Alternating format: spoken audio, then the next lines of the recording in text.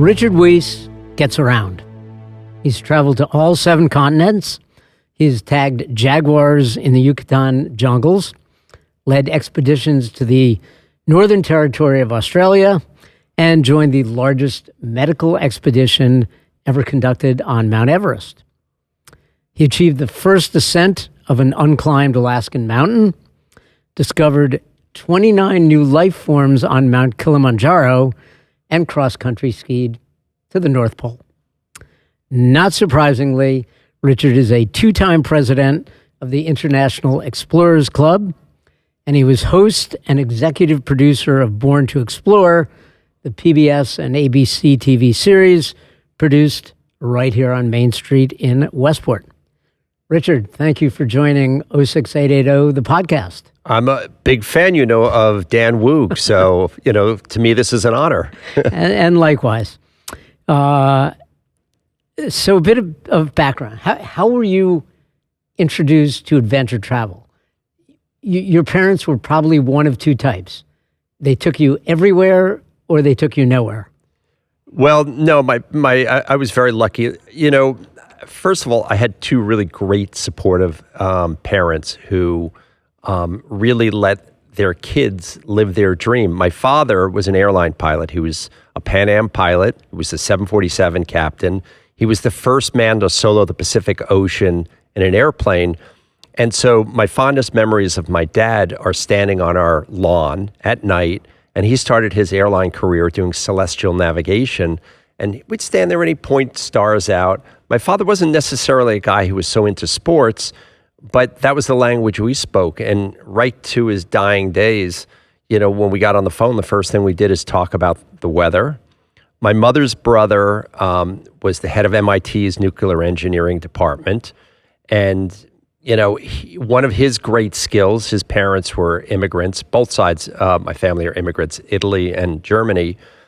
But he had a really great way of bringing very complex things into layman's terms. And so anytime I had a science project, or in fact, he was just at my house 2 days ago. His daughter is the chief scientist on the ChemCam on the Mars rover, which looks for life. And so I had great role models. And, as a kid, I was curious. There weren't a lot of kids in my neighborhood. I grew up on the North Shore of Long Island. And I just spent all my time in the woods. I would just, pretend I was in snowstorms, or I'd go to a local beach cliff and pretend I was roped up in the Himalayas and, go, Jacques Cousteau was big back then. I'd pretend I would be, skin diving there. I would go fishing in local ponds and rivers. And so I think all of that set up to make me a very adventurous, or at least curious person. And Brown University, was there a concentration in adventure travel? No. So at Brown University was interesting for me. First of all, if I look back, I think you went there. The idea that we could possibly get in there now seems rather daunting. Not a chance. And so my interest was in the sciences. I think I started in geophysics, ended up just in geology. I think I primarily got in there because I was a good athlete, the truth be known. But Brown was an interesting phenomenon because I had gone to an all-Catholic boys' school, so the phenomenon of girls were in school, so that definitely piqued my interest. And then I also got involved in some other professional activities that sort of took me a little off track from my original idea of being a doctor. And Westport, this does not seem like a very adventurous place. I think it is. I really do. And I have 3 kids, and my boys in particular are twins 13. They and their friends are fishing nuts, and they go fishing every single day. Their soccer practice was canceled today. They will go fishing. And so I think that Westport and Weston and the surrounding areas has a lot of opportunity to be adventurous. I think that, the waterways are teeming with interesting things. Just the other day we saw a bald eagle come swooping over a river where we were fishing. I think that we have easy access to the mountains of New Hampshire and Vermont. And how we settled here was my wife is from South Africa. There were a lot of South Africans she knew here, and I feel very fortunate that we ended up in this area. It is a international place. Definitely. Talking about your kids, are they outliers? Because the impression I get is that, you tell your kids go fishing, go biking, whatever, and a lot of parents would say, check in with me every 5 minutes and let me know, exactly what type of fish you caught so I can tell you whether it's dangerous or not. What are you outliers that way? To a certain degree, I think a lot of things that you grow up with a kid, you deem as normal. My wife, Nikki, her business, she sends people on safaris. She's from South Africa. So my kids have always traveled a lot, and they've been on safaris. They've been, on a lot of different places. And I remember I had a boat in Westport when they were real little, and they weren't so crazy about going out on the boat. And we just moved homes in Weston, right on the Saugatuck. And it was like a light bulb that went off in their head when they were at 12. They had a couple other buddies that also fished. And now it's like all they do is like compare fish. And they've gotten older too. And I'm lucky that boys have each other to sort of be careful. And I feel really great that I can either drop them off, they could bike someplace, and for every hour they're fishing, they're not on their phone. Unwittingly, they're learning about hydrology, fish prey, meteorology, and they're learning all sorts of other lessons. And maybe the biggest lesson that parents would appreciate is that when they come back from fishing, unless they put their gear back in some sort of order, the next day when they go, it's going to be a mess. And so it's also taught them some responsibility. Sure. Let's talk about Born to Explore, right here in Westport. This was ground zero for TV adventure. Yeah, we produced 208 episodes of Born to Explore right on Main Street. And, I think that all the talent I needed to create this show that was nominated for 14 daytime Emmys was right here in the local area. And so Born to Explore started like so many other people who work for somebody else. You always think your bosses are idiots and that you could do it better. And I remember when the idea actually came into my head, I was flying over Australia, the Northern Territory, with a friend of mine who was a cameraman. And we were like, oh man, if we were doing this, I would do this and this and this. And, I pitched the show to ABC, and I happened to be in a good position because it was right at the end of when they were figuring out their fall lineup. And they said, we'd love for you to do it. And in the contract, the biggest thing people always think is money is going to be the biggest issue. And for me, it was editorial control. And I wrote a little clause about that we would have final editorial control over it. And I hired people that... You hope that they didn't see that little line? Yeah, you sort of hope that. But, we were nominated for an Emmy right in our first year. And so they trusted us. And, to some degree, they're just happy when they don't have to babysit a show because they know it's going to be delivered on time and the content will be good. And, it was really buttoned down. A friend of mine I'd worked with before, Mercedes Velgott, who lived in this area for many years, was co-executive producer. And, we used to always say to each other, when we look at an episode, do you want to be an A student or a B student? And she was a valedictorian of her high school, so I knew that, she had that anal personality that she didn't want to be a B student. And we made a product that we thought was socially conscious, and it worked out really well.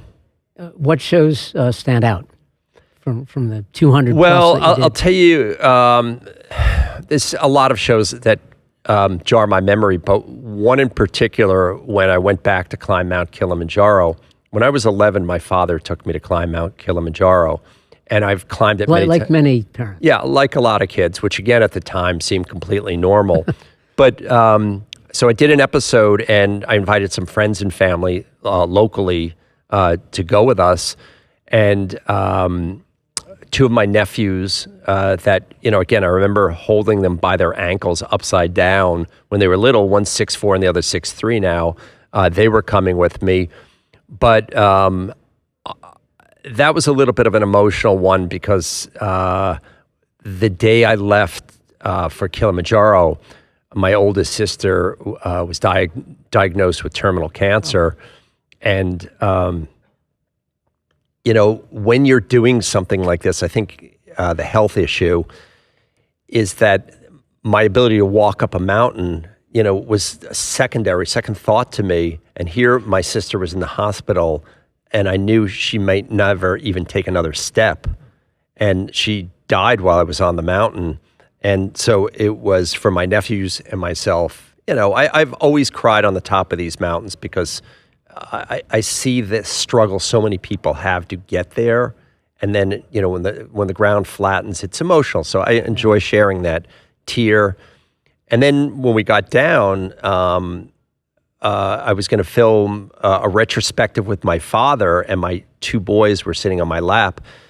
And my dad was in the hospital, and pretty serious too. And I remember saying, "Dad, just if I'll send a car for you." And my dad sort of pulled it together, came, filmed the episode with me and my boys, and so that one sticks out. And then the other thing is that we've filmed so many people who've overcome so many obstacles in life that would put people in therapy for the rest of their life in this town.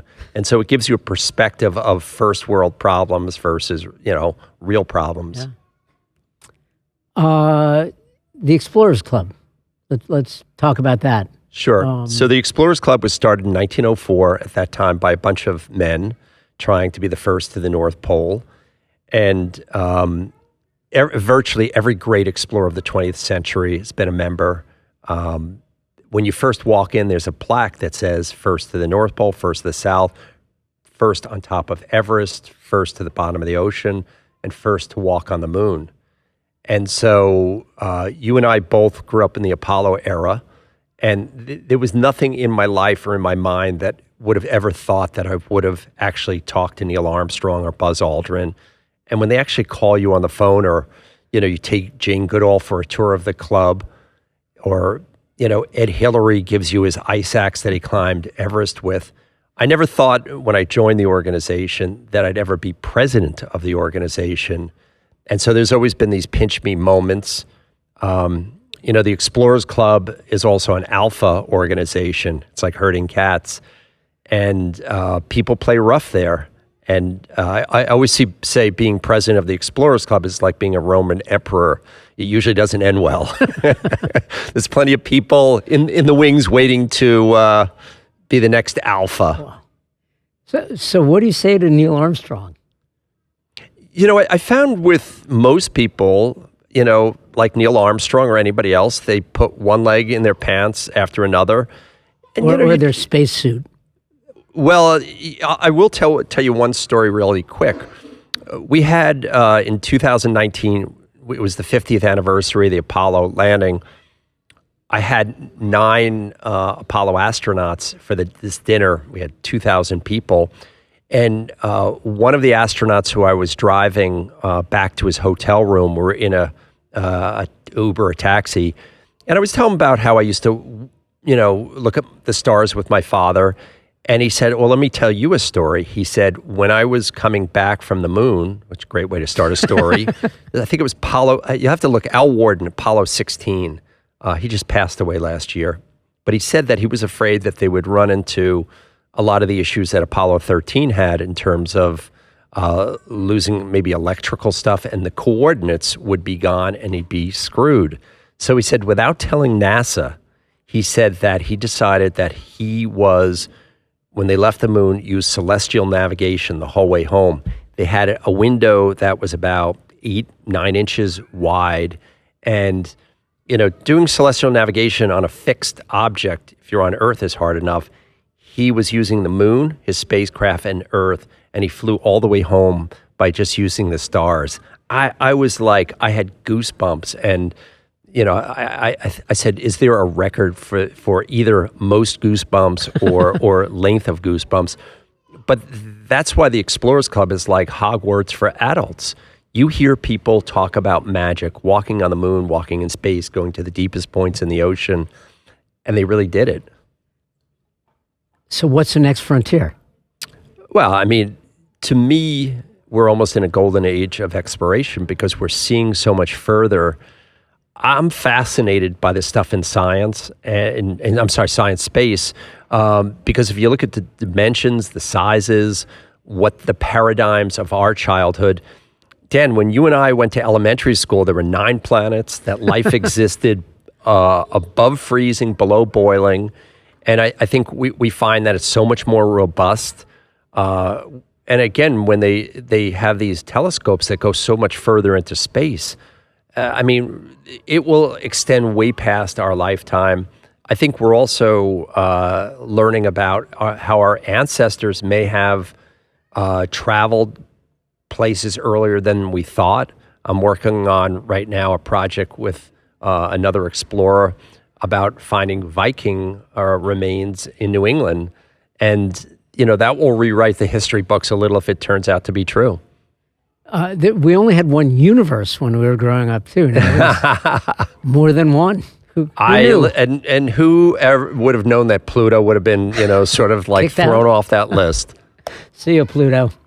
I want to turn a little bit serious here now, and Hamish Harding, right? One of the 5 people lost in the Titan tragedy this summer in the North Atlantic, was a good friend of yours. Yeah, in fact, Hamish was on Mount Kilimanjaro with me, not this past summer, the summer before. And when you're on an expedition or a trip, you get to know people very well. And I knew him well. And the week before the tragedy, I was in the Azores at an exploration summit. And we were getting on a bus to go to dinner. It was on Thursday. And I kiddingly said, "Oh, Hamish, come on, sit up here in the front of the bus with me. It's the business class section." And he sat there, and I go, "What you up to?" And he said, "Oh, tomorrow I'm going to the Titanic." And I said, "Oh, that's great. You can tell me about it when you get back." And I said, "How's your son?" And then he said, "Please get your calendar out." He said, "I'd like to go to Everest Base Camp in October. You want to come?" And we talked about that. And 2 days later, he was dead.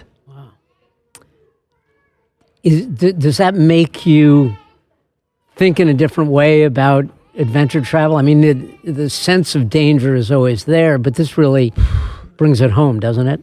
Dan, unfortunately, I've seen this movie before. He's not the first friend I've had who's died on a mountain or died in a submarine. It's always tougher when it's a friend. I remember, I don't know if you know who Congresswoman Maloney was out of New York City. Carolyn Maloney? Yeah, her husband Cliff was a very good friend of mine. We'd go climbing twice a year. We'd go to the Adirondacks and do stuff. And he was in his 70s, super fit. And he went to this mountain called Choyu, which is an 8,000 meter peak in the Himalayas. It's in China. And he had texted us all that he had summited. And on the way down, he got blood clots, got a stroke, and died. And it's always when you see somebody who's not dying of an illness, it's like, I guess to some degree the same as like when a friend dies in a car accident or something, they're here and then gone. I mean, I've seen this a lot of times, but, if we've learned anything from tragedies, if you look at the COVID tragedy, if you look at any tragedy, the whole object of tragedies is to get through that tragedy better than when you started. So I am sure that while Hamish's passing is a tragedy, that they will all get together and make it safer. Aviation has done a very good job of that. When the Titanic sank, they took that information and instilled new regulations and so yeah, I think that's the object of any tragedy, is to come out of it better than when you started. And the media coverage of it, was it? I thought the media coverage was actually highly responsible. You pick and choose your networks, but that one didn't seem as partisan as is other people. And I knew maybe a little more insider baseball on that one than most people. But I mostly watched because I was a guest on their show, the CNN coverage.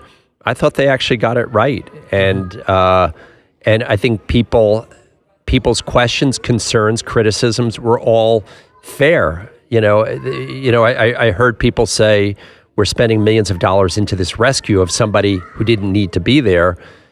And I always say, who do we say we are as a society? And the other thing is that, if somebody goes out on a sailing boat in the Long Island Sound and is in trouble, do we ever say, oh, what's that going to cost? Yeah. So that's just who we've chosen to be as a society. Yeah. Back to your kids. What kind of travel do you do with them? A lot of people will rent a villa in Tuscany or go That to would be great. I'd love to go to a villa in Tuscany. So traveling with my kids has become a little tougher in that they're teenagers. My daughter's 15 and my sons are 13. And so their ideas of what they want to see and do have changed. My kids are like hugely spoiled from some of the trips that my wife and I have taken them on.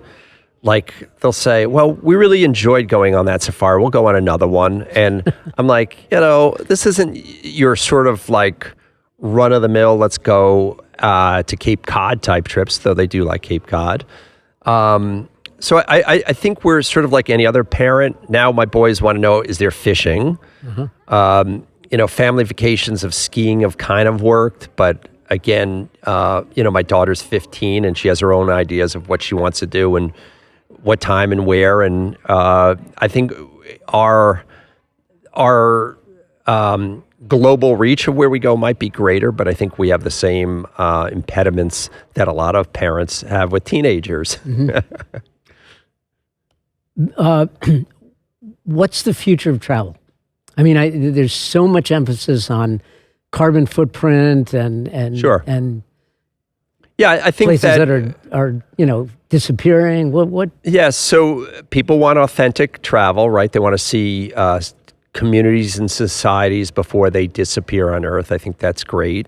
I think that from an exploration standpoint, we're in a unique period in time that if you had the wherewithal, the money, you could literally be anywhere in the world within 24 hours, including in space. And so with that, it takes some responsibility. For example, when Shackleton was shipwrecked in Antarctica off Elephant Island, all those people, all those men could take care of themselves. When the early climbers of Sir Edmund Hillary's, the 1950s, all of those guys could more or less take care of themselves, though they were very dependent on the Sherpas. So nowadays, if you have people going to Everest who don't necessarily even have climbing experience. Kilimanjaro is a different story. I've taken a lot of people who've never climbed or even camped, and it's, an easy situation to control. But all of these things go well until they don't. And that's where, I think it's a little more problematic. I think that I still strongly believe that when you travel, that you're an ambassador from your country. My parents instilled that to me, and I feel very strong that when I go to other countries' societies, that I represent what I consider good values of America and are willing to accept and try their foods and have that kind of immersion into it. And you try to smile, extend your best foot forward. So I feel very strongly that those are values that still exist in my world. Yeah. I wonder if anybody still knows how to navigate celestially. It's tougher. I don't even know if I can drive a car. No, I could use a map, but I have to admit, it's pretty easy to put my iPhone up on the dashboard and Siri tells you left, right, take a left, stuff. Take a right. I think that, I don't know. I mean, I think it's kind of cool that if you could navigate celestially with the stars. There are apps now like Night Sky that actually helps you be a better astronomer, because when I was a kid, you'd have a book and a flashlight and you try to figure out how it all lined up. And this is very easy, and unwittingly, you know more. And this is sort of a little bit of a comment about the internet in general. personally, I see the negative aspects of kids' attentions. But when I go in the woods and I see a plant or a rock or a weather forecast I need or to identify something, I have that right at my fingertips. Yeah. And I think that having a smartphone has actually made me smarter. So I think there's a app called All Trails, which is hiking trails. And whenever I go to a town, like my kid has a sports game, like a soccer game, I got to drop them off an hour early. I just look what hiking trail is right there, and I go for a walk. So, I think in many respects, these are good things. Great. Good to know. A couple of quick ones. You only have one place that you've ever been that you can return to. Where is it? Well, I've returned to Kilimanjaro many times. The one place that I filmed more than once for Born to Explore is Morocco. And to me, Morocco is the best kept secret to Americans. It's like an onion. You peel it back in the layers that are so interesting. It's so exotic. It's pro-Western. They film movies there, Lawrence of Arabia. And so everything looks like a movie set.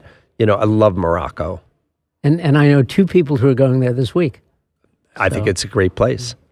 Any place you would never return to? What would be a place that I really didn't like?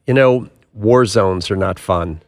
And I've been in war zones before, and not filming, but I think it brings out the worst in people.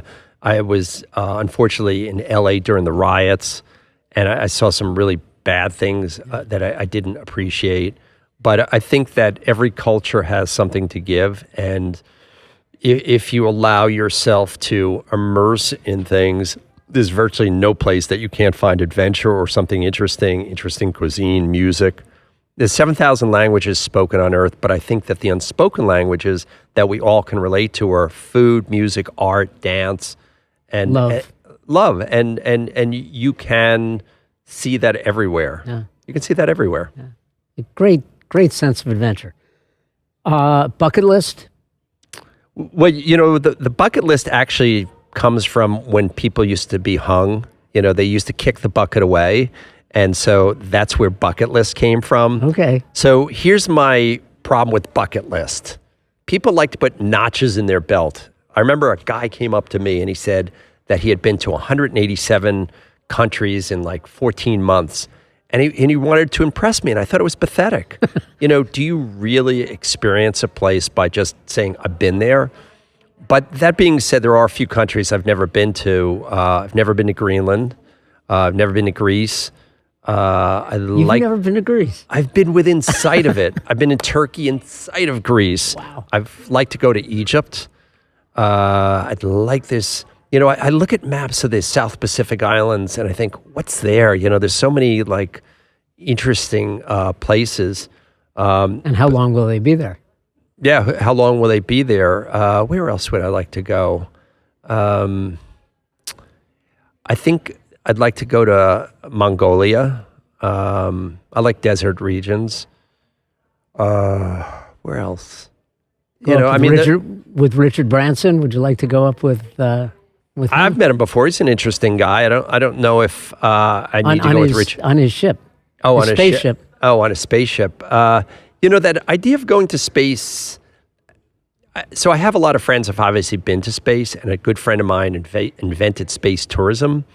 And everybody always talks about the overview effect. When you orbit the Earth a few times and you sit down there and you realize that every person that's ever existed is there. And they said that it's an overwhelming feeling. But it's. I think right now that's the next big disaster waiting to happen. There's going to be somebody famous who's going to blow up in space. Just to go up on a rocket, just to say I've been to space, that doesn't interest me. If you're saying, do you want to go to the moon? Yeah, I think I'd like to go to the moon. Sure, why not? Amazing. I've learned so much about adventure, about exploration. So the last question is right here in Westport.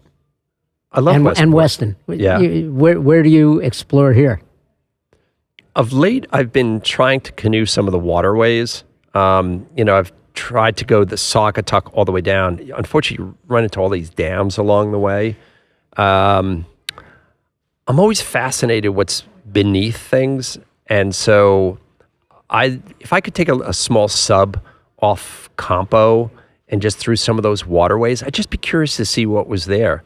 I think you could probably do it through scuba diving. I think what would I like to, I love going through and seeing some of these oyster farms and stuff like that. I find those interesting. And we have one of the coolest, oldest creatures that comes and visits us every May and June. We have horseshoe crabs.